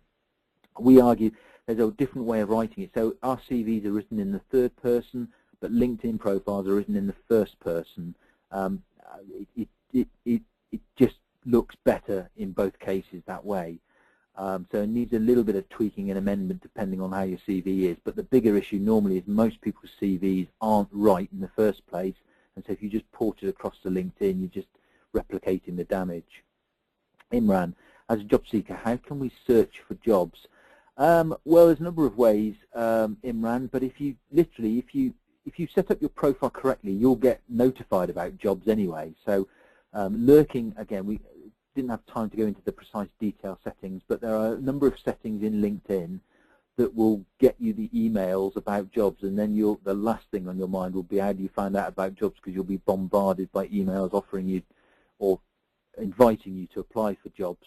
As long as your profile is well structured and people can see what you've got to offer the world, then LinkedIn does all the hard work and you suddenly get this inflow of stuff. If your settings are switched off, you won't get anything or very little. Ikaru, is it proper to say you are currently a student on your LinkedIn profile? Good question. If you're looking to get a job, I wouldn't broadcast the fact that you're a student, because there are a lot of students out there. That's not differentiating. So it's no harm in it being apparent that you're a student, but you really want to lead with what you've got to offer the world, and that's down to either the disciplines that you spent time learning about, your qualifications, level of education, and competencies that you've gained along the way that would be appealing to your target audience. That's what you need to focus on. Zoe, please can you direct us to some profiles which you think are some of the best LinkedIn profiles out there? It would be nice to know what we should be aiming for. Hopefully by now, Zoe, I have no idea against this timeline when you asked that question versus where I was in the summary, but you'll have seen an example of the finance director. That's a great example. We can't unfortunately point you to individuals that we've written for because it's sensitive in some cases, and some people don't want to know that they've had their LinkedIn profile written by a third party, and we make it clear to our clients that we don't go using their name as a sort of a reference site, as it were, without them knowing. However, hopefully you've seen the example of the finance director. It's such a personal thing. So the key constituent part of a good profile is what are you, what are you good at, what's your value proposition, which is sort of combined with a professional headline in LinkedIn, and that's really the core to it. Zoe, again, you mentioned that it isn't enough just to put your job title, e.g. mine is investment accountant, what you said, right, and said. Okay, good question, Zoe. Again, we sort of touched on, I know, but yeah, investment accountant, particularly if you don't particularly want to become another investment accountant, it's not good to have that in your in your professional headline on LinkedIn, because it's not helping your cause. So as an investment accountant, I am imagining, without knowing the detail, that somehow, somewhere you're helping to make people's pot of money or something grow bigger or become more efficient or become more voluminous or something. There's some benefit from accruing from whatever you're doing. And so it's that bit that you need to focus on. What is the value? What is your prime reason for existing as an investment accountant? And extrapolating that into a few words. So hopefully that's sending you in the right direction. Zoe, another way of looking at that is if I was to hire your services, I said, okay, Zoe, tell me how you can help my life. Let's just say I got £100,000 and I want it to be something to happen to it, and it to still be £100,000 or more sometime in the future. You probably wouldn't say, ha ha ha, I can help you because I'm an investment accountant. You'd say, I can help you because I can do something with that money, improve your life, improve this, improve that. There'll be some value add to why you're an investment accountant apart from the job title. Deborah, how important is having a photo on your LinkedIn profile? My concern is the actual LinkedIn content could be disregarded simply because someone takes a dislike to how you look. That is a very relevant question, Deborah.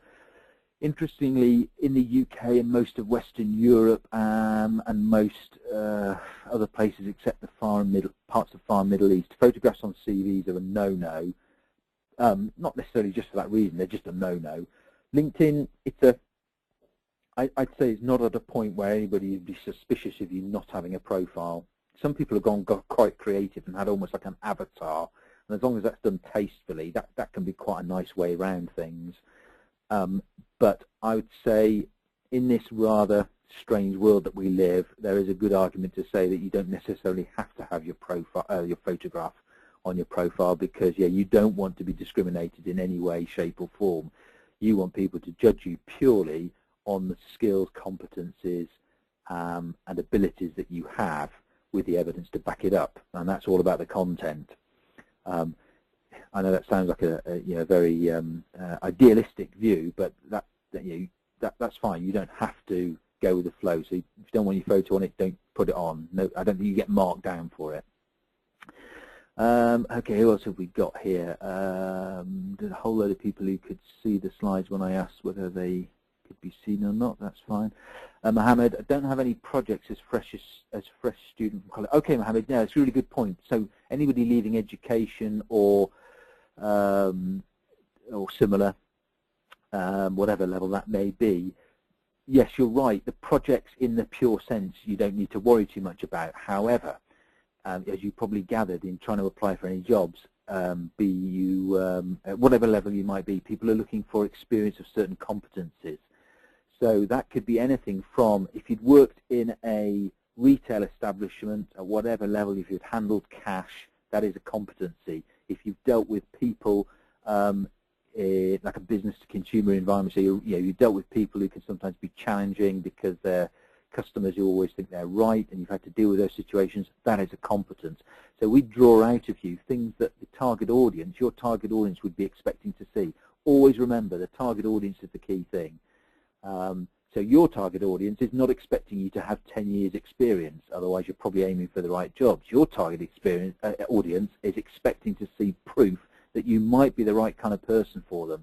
So yes, education is going to play a role in that, because they'll be thinking qualifications are more important than for somebody maybe with 10, 15 years under their belt.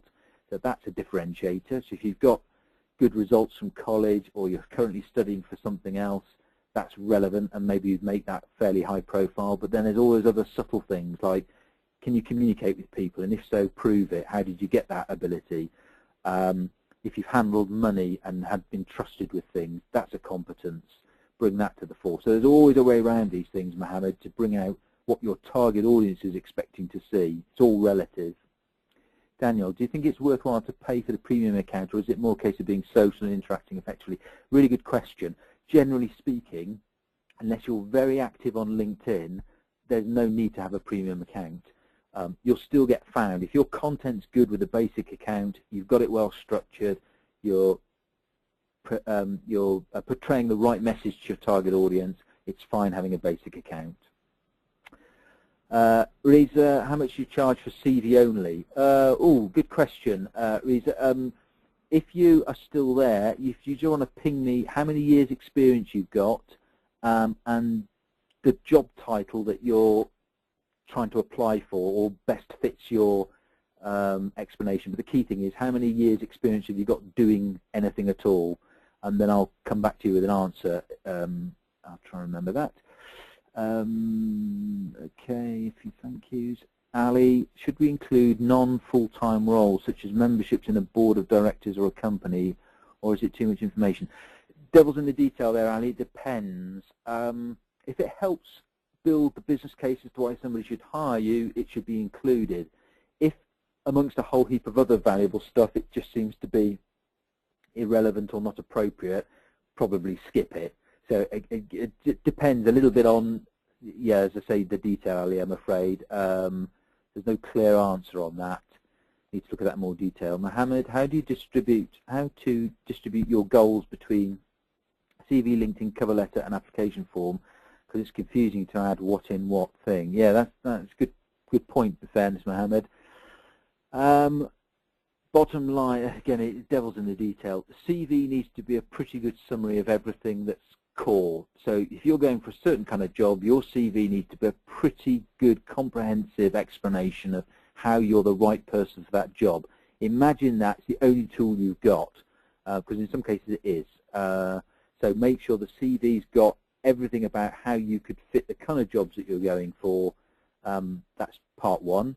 LinkedIn is a sort of replication of that to some degree, but you can add a little bit more either side. You can appeal to a broader audience, so you could maybe add more content and cover more options with LinkedIn, but essentially quite similar to the CV. Cover letter is different. Cover letter needs to be treated with caution. If you're sending a cover letter, just remember that some people will read it, then it will get junked or mislaid or shredded or whatever.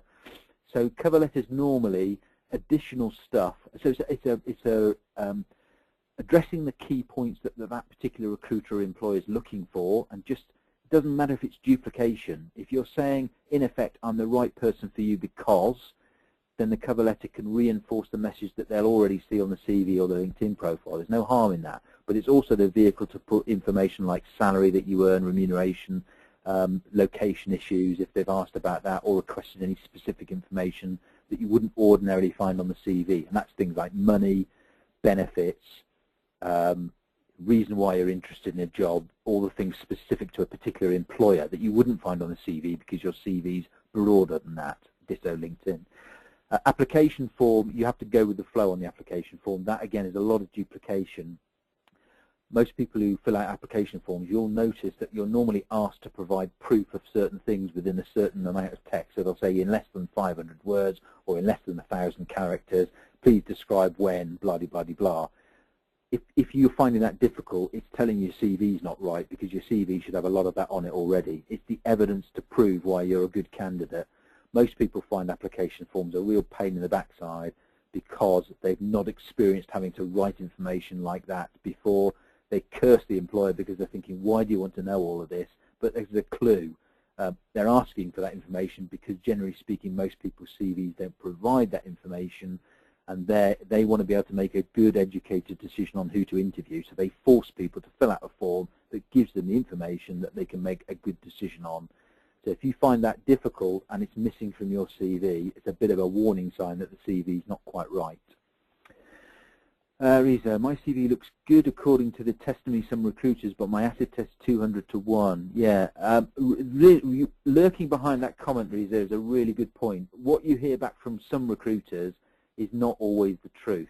That's a really good point, and to be very wary of. I would, in our experience, most people, and I say most people, am I right? So yeah, most people, they don't know a good CV if it hit it, unless they're the hiring manager. Then they'll spot it a mile off, because somehow they'll just know what's right and what fits within the business.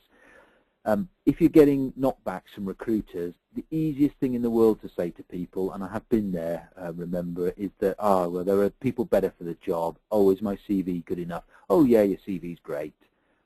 End of phone call, bye-bye, move on to the next problem.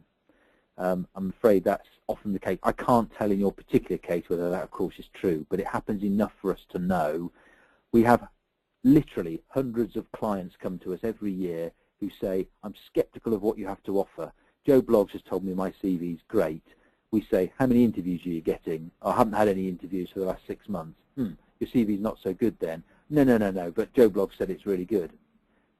Vicious circle, endless loop of discussion. I'm afraid it's the CV that's the problem, 99 times out of 100, as I said earlier. Somebody somewhere, if you're good enough on paper and you've got the appropriate skills, you'll get the interviews. If you're not getting the interviews, it's because somebody somewhere doesn't like that message. The easiest thing in the world is not to tell you that, because that's a hard argument. And in our experience, not many people know what makes a good CV anyway until literally until it hits them in the face. So I'd be very wary of that feedback, Rosa. Maybe send me your CV on the email address that you can see on screen still. We'll look at that for free. We always do that. I'm more than happy to just take a look at it, give you an impression. Just if you're sending me an email, just say, look, I was on the webinar last night, talked about the CV, blah, blah, blah, blah. This is what I'm trying to do. Here's my CV. I'll give you an honest assessment. As far as I can see it, but the acid test, as I said, is if you're not getting the interviews, it's the CV that's a problem. And so what I'm likely to come back and say, yes, I think the CV is a problem. So don't be surprised if I come back and tell you that. Is it appropriate to say that you are a volunteer in your job? Potentially, yes. Again, devil's in the detail. Depends what your job is, how long you've been volunteering, and what you want to do next. But it can be appropriate to say you're a volunteer. Need to know a little bit more. Mohammed, does it have an impact on the mind of an employer that when he makes decisions between a person on LinkedIn and a person without LinkedIn? Ooh, that's a really good question. Well, the honest answer is, look, the really, really honest answer is we don't obviously know, Mohammed, case by case, but we have enough evidence coming back to suggest that in certain circumstances it can make a difference. But as a broad indicator, I would not say, hand on heart, you will not get interviews because you don't have a LinkedIn profile. It's not quite that blatant yet. But there are certainly some cases where people are skeptical or puzzled as to why people don't have a LinkedIn profile. But I have to tell you, there are plenty of people in very senior jobs doing very well, thank you very much, who don't have a LinkedIn profile. And part of their rationale is that either arrogantly or confidently they think, well, I don't need one. I don't need people to see me. If people want to find me, I'm here. I'm doing the job. I'm quite happy with my life, and that's their prerogative. So you know that's fine. So those people do exist. So I would say it's not quite at the point in most cases where people would be suspicious of you not having a LinkedIn profile. Particularly if, Mohammed, if I'm right, if you were the just leaving college, it's certainly, I don't think it would bother you. Yeah, you were fresh from college, weren't you, Mohammed? So I'd say in your particular case, even less of a worry. I think actually it'd be quite unusual. It could be quite a good differentiator if you were on LinkedIn, but I wouldn't be too worried about it. I wouldn't say it's the most important thing you have to do. I suspect in your case, the most important thing you have to do is get your CV sorted if it's not getting you the results. What is the main Okay, sorry, Mohammed again. What is kind of main focus of employer in LinkedIn profile? Not sure if I understand that, Mohammed. Hang on, let me just read that again. What is main focus of employer in LinkedIn profile? If sorry, Mohammed, if you could just clarify that, I'll move on to some others so I don't lose too much time. We're almost at the bottom of these questions by the looks of it. For those that are still hanging on, I appreciate the investment in time. Karina, if I'm currently looking for a job, what do I put for current employer? Do I leave blank? Yeah, that's a good question in a way, Karina. Well, I wouldn't worry about trying to distinguish or sort of force the current employer bit. Just detail what your most recent employment is, and then again, devil's in the details. It depends a little bit about what you were doing most recently and how big the gap is between what you were doing and what you're doing now. I'm assuming that you're looking for a job, so you're not in employment. So don't feel that you have to be confined into explaining what your current employer is when there isn't one.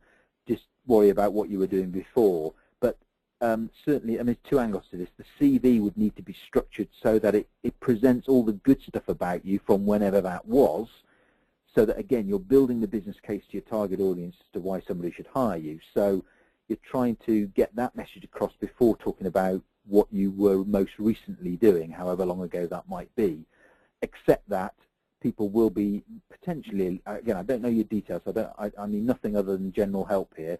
Some people might look at your CV and think, oh, they're not in work right now. Is that an issue for me or not? Some people are bothered by that. Some people aren't. It's not a big deal this day and age, but just accept you won't win all the battles, but you'll win more of them if you focus your CV on all the good stuff you've got to offer, and don't worry too much about the fact that you're trying to explain what's currently going on.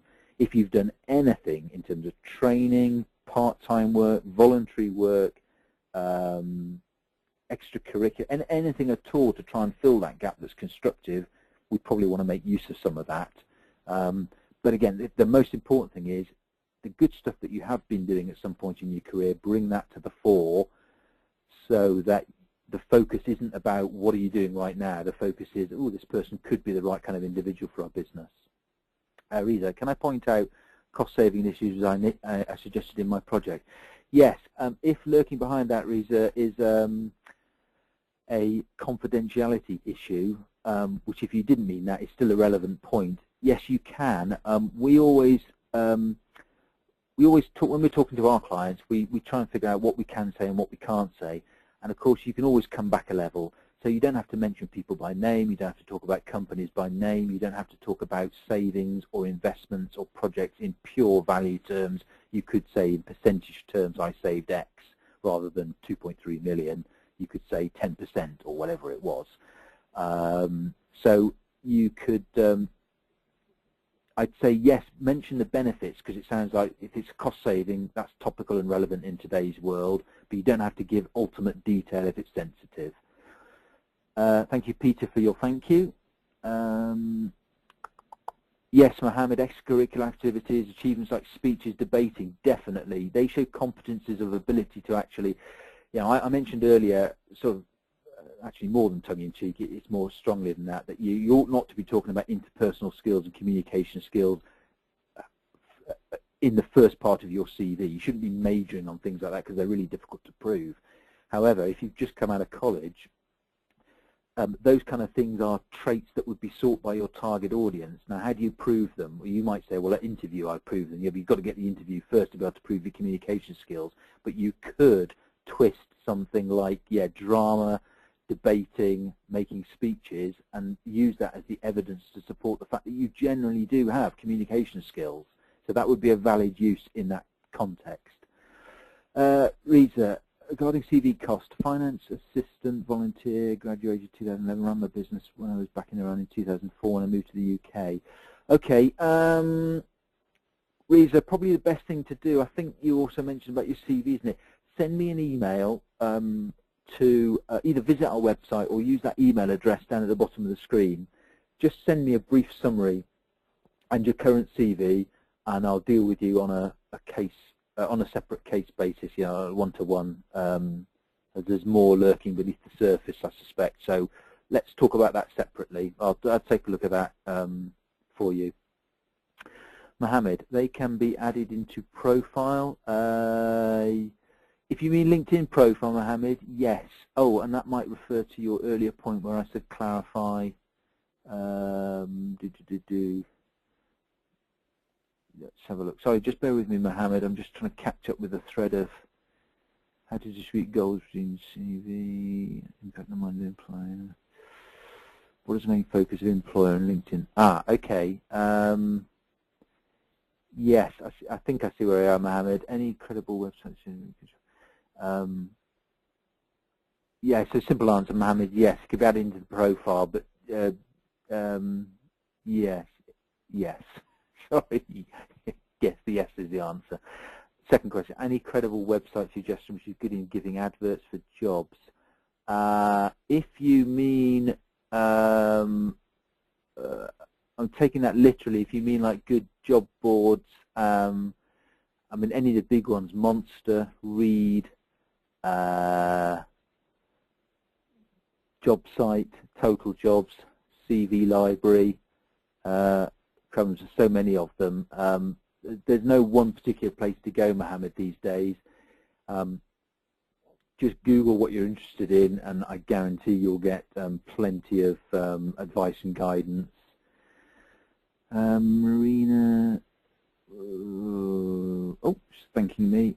She's gone now, but Marina in spirit, have a nice evening too. Mohammed, what is the main point of LinkedIn for an employer on which he just jumps on and wants to read that first and give importance to that?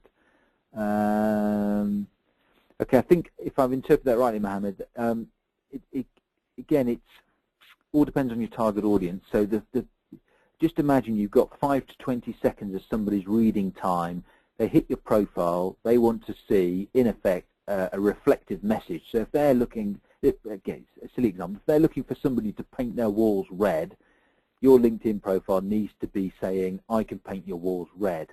If it's suggesting that you can paint their ceilings blue, there's a disconnect.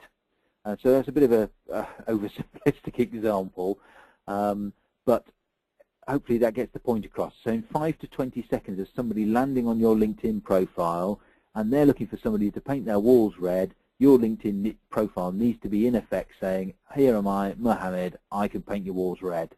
If it's saying anything else other than that, it's weakening and diluting your case for every second that they read. John, apologies for the people who've asked questions quite late on. It's taken a while to get to the bottom here. John, just wondering, when a recruiter HR manager searches for a candidate via LinkedIn, how do they go about this search? Good question. As in, do I need to have keywords in my headline? Do I need to have my profile with full visibility? Oh, yeah, really good question, John. Mixture of things. Yes, it helps to have your profile, not necessarily full visibility. If you know LinkedIn, there are various levels to which you can have visibility. So your profile will be available for searching pretty much whatever you select, unless you lock it completely down. How much people physically see on the screen you can control to a degree as well.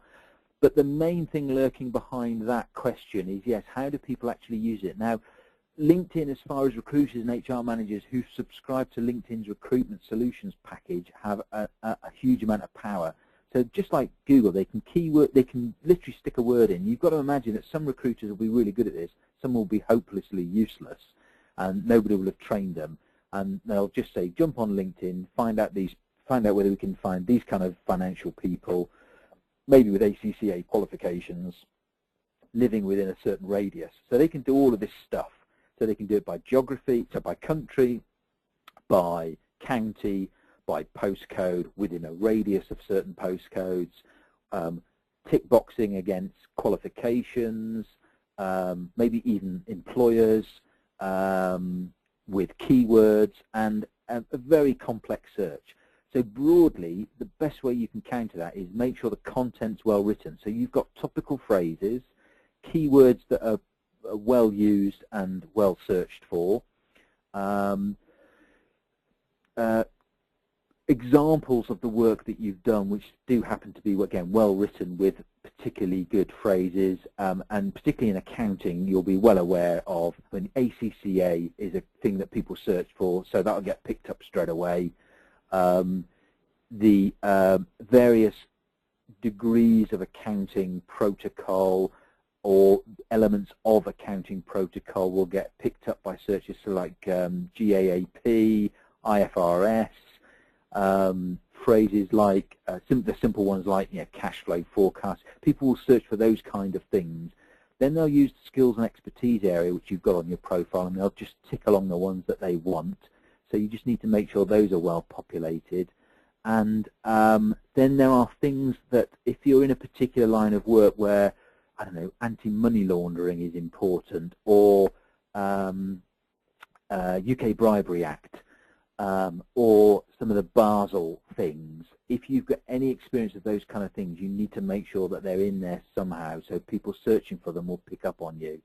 So it is about content largely, more than it is the visibility. It's more about how you structure your profile so that almost anybody, from the thickest of the thick to the brightest of the bright, however well they know the technology, you will appear. It's content focused. Ali, searching for new jobs, will my interactions be visible to my current employer? I'm new to LinkedIn. Okay, Ali. No, and there's certain things you can protect yourself against as well. You searching for jobs won't incur any wrath at all. You joining groups, so lots of recruiters have groups, like, I don't know if this one exists, but let's say there's the accountants interested in finding a new career.com or LinkedIn group. If you join that, people will, if they were to look hard enough or to read all this update stream that people get from profiles, might notice that you've joined a group that's associated with a recruiter or whose prime aim is to find people jobs or to talk about careers. You can disable that facility. It's too complicated to go into over the phone right now without any visual help, but there are ways and means of being able to tighten your profile so that by joining a group, it doesn't alert the world. So there are some things but merely looking for jobs will not be spotted or cause you any problems. Okay, that's Ali. Adrian, still debating whether to join LinkedIn after the nights where I was very informative. Thank you, Adrian. I'm happy with current employer, so signing up, I'm not just opening myself up to receiving a lot of uncertainty from recruitment agencies, etc. Only possible reason that I can see for joining is the minute chance that I'll be headhunted. Yeah, that's a very valid point, Adrian.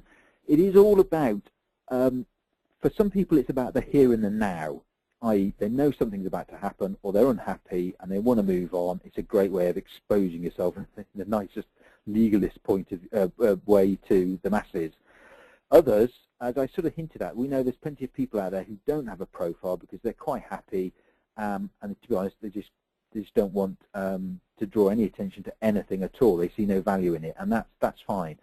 So the other view is that are mine to the mid and longer term, and it's whether you think you might benefit from it. It's whether you're sort of hedging your bets, and by taking some action now might actually help you in the middle distance, because it takes the time to build a profile and to build contacts if you want to have the contact. You don't have to.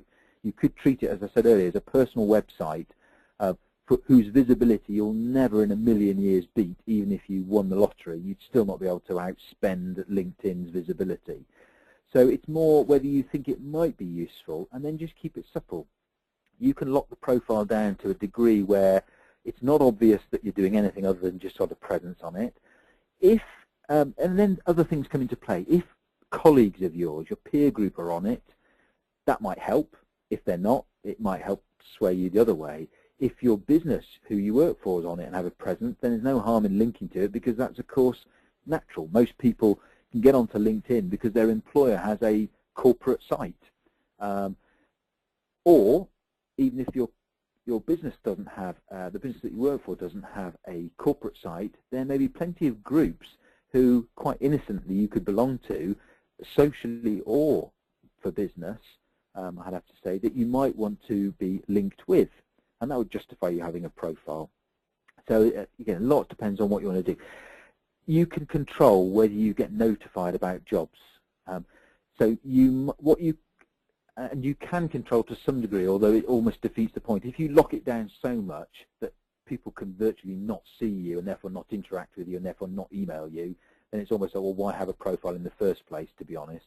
But you can choose whether you get automated emails about job opportunities and restrict that, but you probably couldn't stop, of course, recruiters or folk jumping onto LinkedIn, finding you and thinking, oh, I'd like to find out more about Adrian, or convincing Adrian that he really should be going to Glasgow to sell double glazing, because that is the dream job that he surely has been searching for many years. There is a risk you'll still get that kind of unwarranted attention, but there are some things you can do to limit that. So I'd say, Adrian, probably the middle distance is where you want to look and say, will it help you or not? Reza, thank you. Oh, thank you for your thanks. Jackie, do you advise we pay on LinkedIn?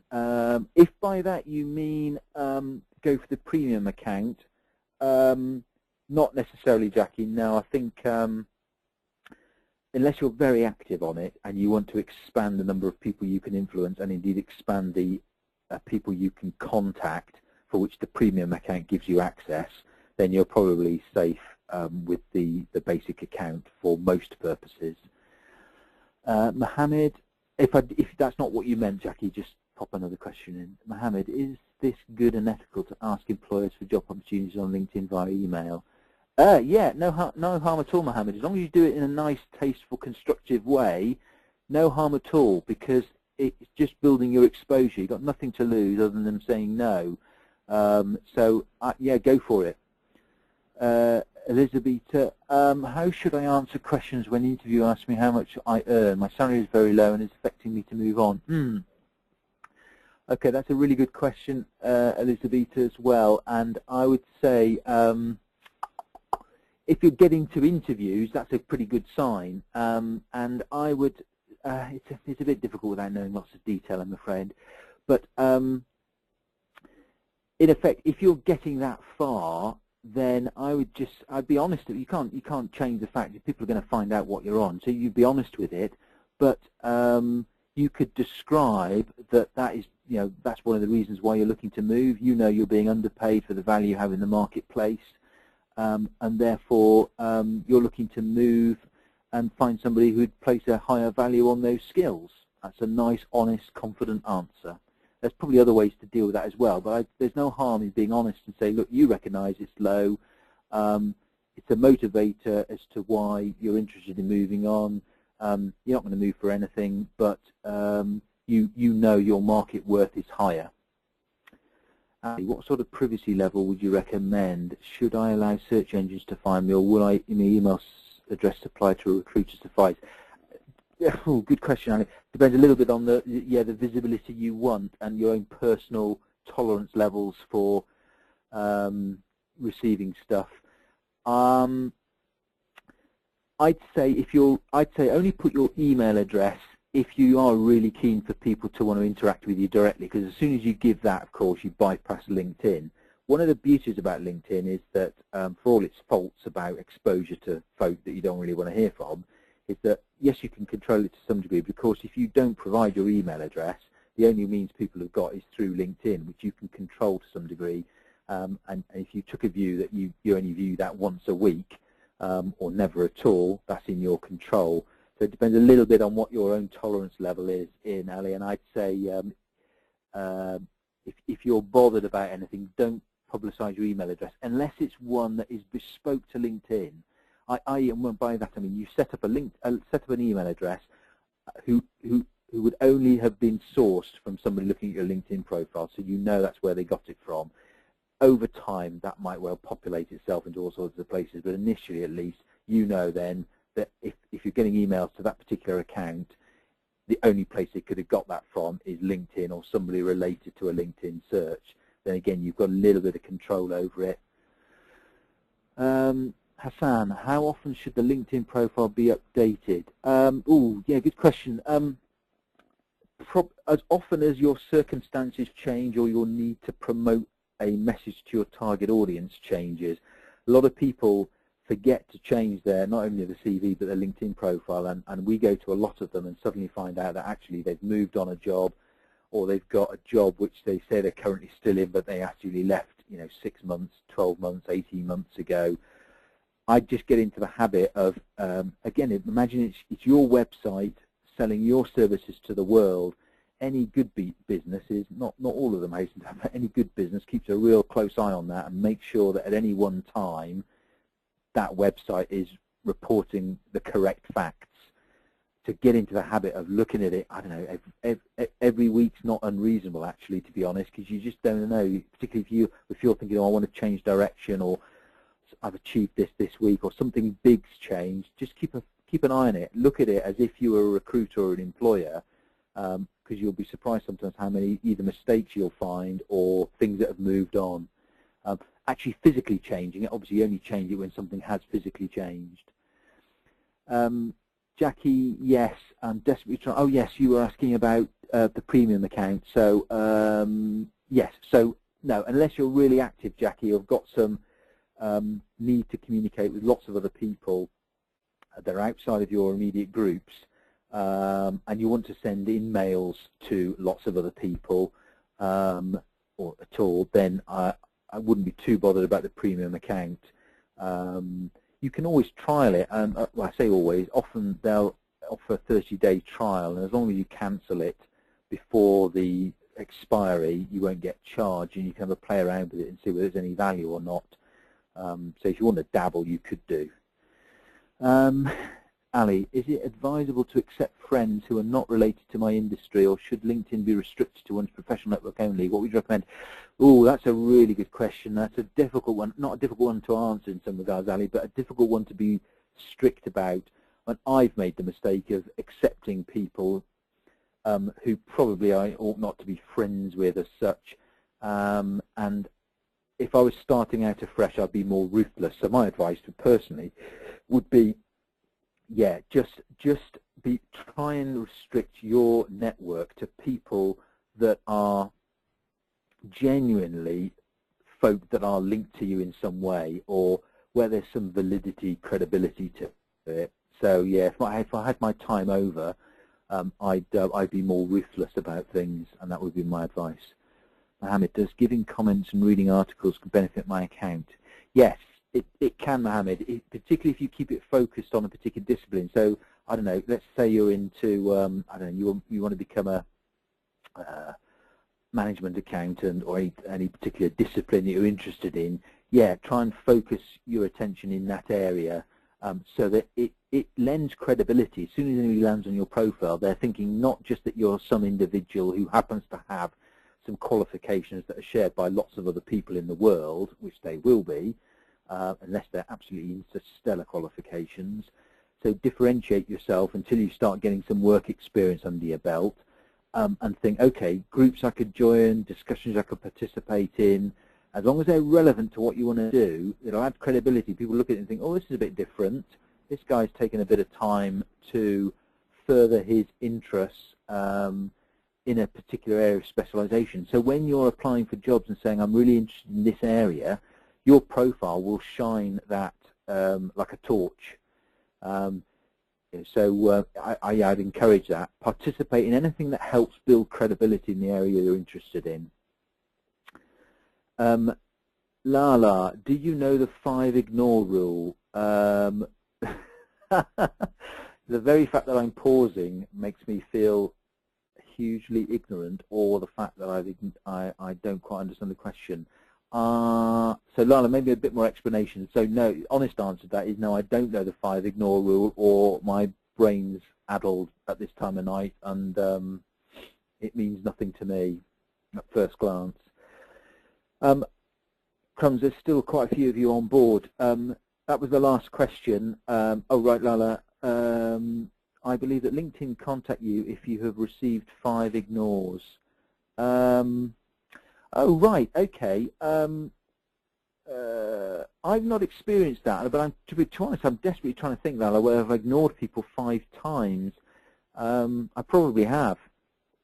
But if you, and that's a good question actually. Ignoring is slightly different from declining an invitation from memory.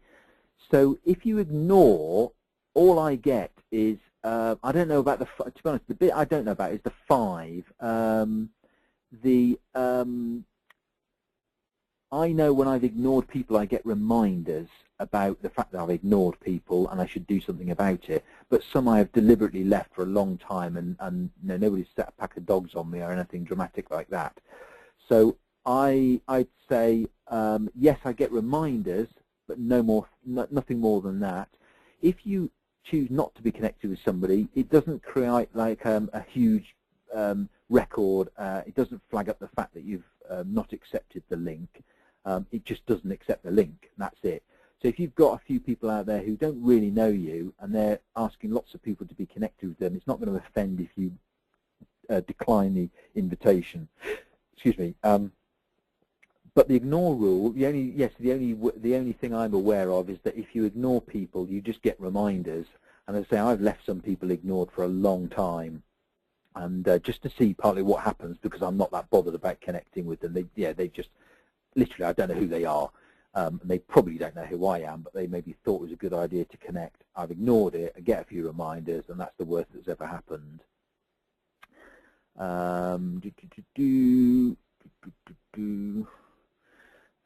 Ali, actually suspend your account, 5 different people. Oh, right, okay, Lala. No, I've never had that. I've never had anybody suspend or threaten to suspend my account for ignoring people. So that's news to me. Might do a bit of digging into that, but I've definitely ignored people for longer than, and I've ignored more than 5 people. Whether that means from a standing start, that could be it. If you've ignored 5 people from a 0 start, that might be the trigger point. I need to do a bit of digging into that. I'll look at that separately, but I honestly don't know about that right now. Ali, how long have you guys been in business? Since 2005 or 6, Matt set the business up. So whatever that is, 8 years, give or take. Thank you very much tonight. Much appreciated. No, well, you're welcome, Hassan. Good night to you. And I think